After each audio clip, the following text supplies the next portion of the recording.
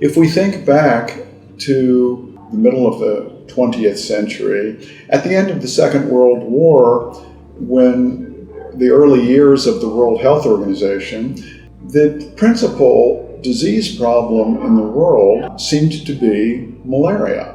And while it was known that there were these different parasites, principally vivax and falciparum, and lots of different mosquito vectors, it seemed possible to launch an assault across ecological zones on all species using a new chemical weapon. And that this weapon was so effective that it might be possible to, in fact, eradicate malaria. So not just to deal with therapeutics and the problems of quinine and then chloroquine and other drugs that were coming along, but to kind of definitively end the transmission of malaria. And to do that, the approach that was adopted was mosquito control, and specifically the use of a new type of chemical insecticide. And I'm wondering if Clive can say a little bit about this, because Clive was active in these campaigns and knows a great deal about it. The concept of eradication actually goes back to the middle of the 20th century, where WHO decided that we were going to eradicate malaria. And there was a program, and I actually worked for, in my country, the Federal Malaria Eradication Program. So it was set up like this in the 1960s.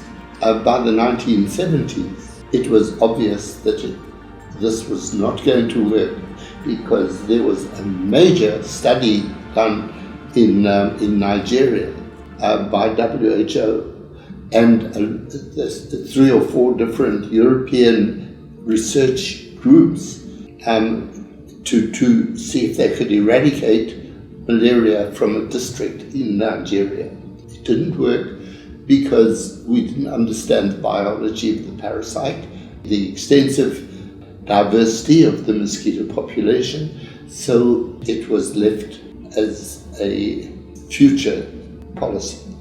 So eradication can be thought of, but it's extremely difficult to implement, because it actually means eradication. It means globally eliminating the malaria parasite.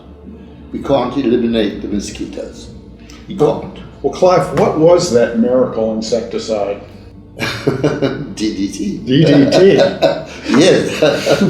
Well, there were actually, we are still using DDT actually now on small small control programs, because of its impact on the biotome that we live in.